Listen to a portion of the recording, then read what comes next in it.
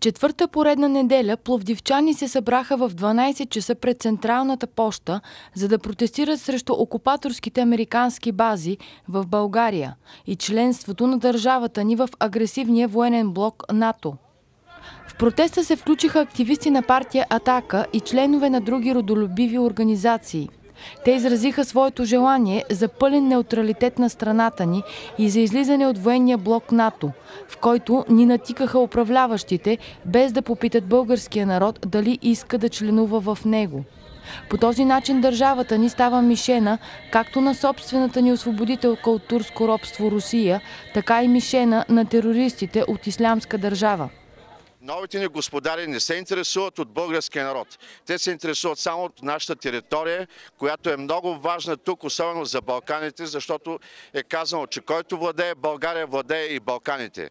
И именно ценността на България за нашите нови господари е само като територия, за да могат да прокарват своите интереси тук, не само на Балканите, а и на целия свят. България в момента е страна членка на НАТО. Има бази, които се използват от американските войски, така и от другите членки на НАТО. И по този начин ние сме поставени в опасност и както това ни задължава спрямо подписаните договори, да участваме в всеки един военен конфликт на НАТО и на Америка. В сегашната ситуация в Украйна, в този размирен конфликт, ни задължават отвъд Атлантика ние да подкрепяме хуманитарно, дори и военно, войските, сражаващи се срещу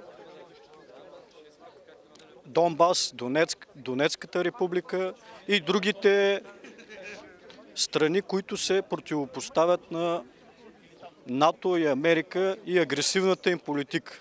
Днес тук сме се събрали, за да покажем, че ние българите искаме свобода.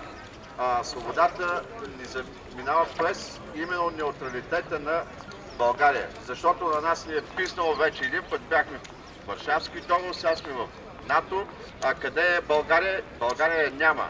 И затова ние тук призваваме всички български граждани, които се чувстват такива, да застанат на наша страна и да вдигнем свободно главите си и да извикаме, че искаме свободна България, а не искаме България окупирана от разни нашественици, в дадения случай именно едни далечни хора, които живеят зад океани, да идват тук и да определят нашето бъдеще.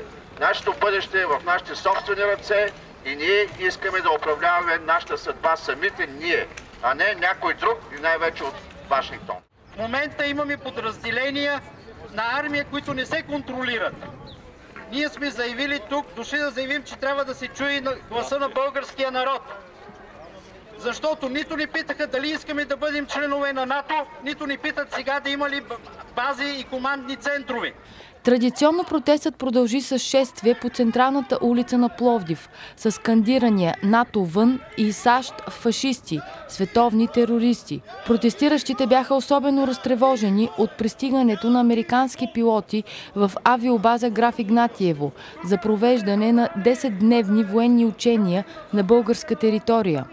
Пловдивчани категорично се обявиха за мир, сътрудничество и приятелство с Руската федерация.